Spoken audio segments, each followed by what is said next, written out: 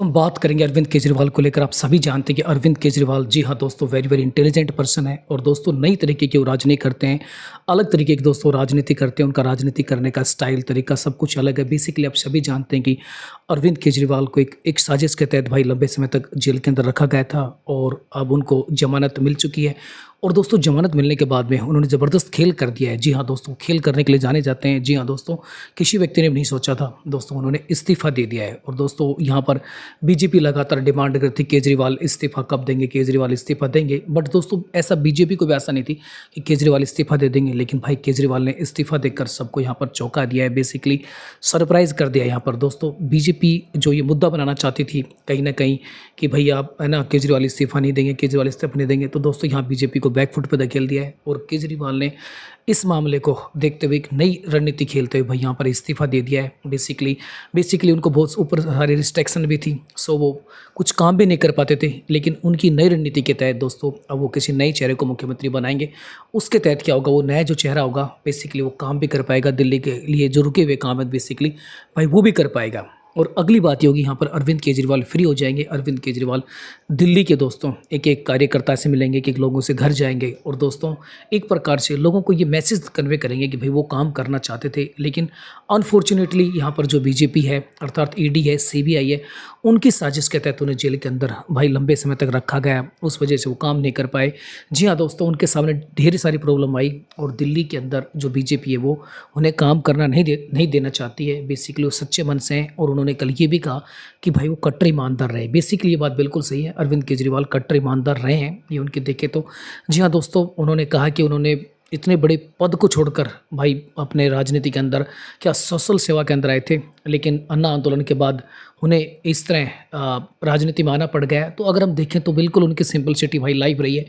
और कल जो उन्होंने राजनीतिक दाव चलाया, ज़बरदस्त राजनीतिक दाव है। जी हाँ दोस्तों, बीजेपी बिल्कुल बैकफुट पे चली गई है और अरविंद केजरीवाल दिल्ली तक अब सीमित नहीं रहने वाले हैं। दिल्ली के बाद वो हरियाणा के अंदर भी इलेक्शन चल रहे हैं, बेसिकली वो यहाँ भी कंपेन करेंगे और हरियाणा के अंदर भी अपनी पार्टी का चुनाव प्रचार करेंगे। और यहाँ भी दमखम से भाई आम आदमी पार्टी लड़ रही है और आम आदमी पार्टी के हरियाणा के अंदर एंट्री मारने से मुझे लगता है कि अब जो प्रत्याशी चुनाव लड़ रहे हैं आम आदमी पार्टी की तरफ से, उनमें एक जोश, पार्टी के अंदर एक नया जोश आया है।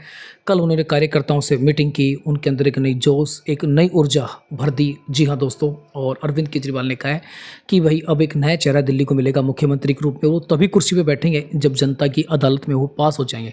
तो भाई जनता की अदालत का मतलब होता है कि दिल्ली के अंदर चुनाव होने वाले हैं और अरविंद केजरीवाल ने कह दिया कि वो चुनाव के लिए रेडी है। महाराष्ट्र के साथ चुनाव कराए जाएँ, बिल्कुल वो रेडी हैं। तो उन्होंने कहा कि जनता जब उन्हें बताएगी कि वो उन पे विश्वास करती है, उसी के बाद वो गद्दी पर बैठेंगे। उसी के साथ मनीष सिसोदिया को लेकर भी कहा कि भाई मनीष सिसोदिया भी गद्दी नहीं संभालने वाले हैं। मनीष सिसोदिया भी तभी गद्दी पर बैठेंगे जब जनता की अदालत में बेसिकली पास हो जाएंगे। जनता की अदालत का मतलब होता है कोई इलेक्शन में जाएंगे, पार्टिसिपेट करेंगे, जनता उन्हें जिताएगी। और दोस्तों ये आप सभी जानते हैं कि दिल्ली के अंदर अरविंद केजरीवाल से बड़ा लोकप्रिय नेता कोई भी नहीं है। बीजेपी तो बिल्कुल बैकफुट पे है दोस्तों। बीजेपी के पास एक लीडर तक नहीं है जो अरविंद केजरीवाल के सामने खड़े होना दूर, उनकी पॉपुलरिटी के सामने कोई भी एक चेहरा उनके पास नहीं है जो अरविंद केजरीवाल से दिल्ली में टक्कर ले सके। और दोस्तों अरविंद केजरीवाल ने जो ग्राउंड लेवल पे काम किए हैं, दिल्ली के लिए काम किए हैं, शिक्षा, स्वास्थ्य, हेल्थ, हर मामले के अंदर भाई जो काम किए हैं, और जबकि अपोजिशन सरकार होते हुए सेंटर में उनको काम नहीं करने दे रही, उसके बावजूद तो बंदे ने काम करके दिखाया है। वो कहीं ना कहीं दोस्तों लोगों के दिल में मध्यम वर्ग और कमज़ोर तबका जो है उनकी मेन ताकत है दिल्ली इलेक्शंस में। तो भाई यहाँ पर अरविंद केजरीवाल को दिल्ली में हराना इम्पॉसिबल है। हरियाणा के अंदर भी आम आदमी पार्टी ज़बरदस्त भाई गेम करेगी, आप मान लीजिए कन्फर्म रूप से। और बेसिकली अब अरविंद केजरीवाल कल दिल्ली के एलजी साहब से मिलकर अपना इस्तीफा देने वाले हैं। आज उन्होंने जो आम आदमी पार्टी की पॉलिटिकल बॉडी है पीएससी, उसकी मीटिंग बुलाई है। उसमें भी कुछ नामों को लेकर चर्चा चल रही है, जिनमें सौरभ भारद्वाज है, आतिशी है, सुनीता केजरीवाल है।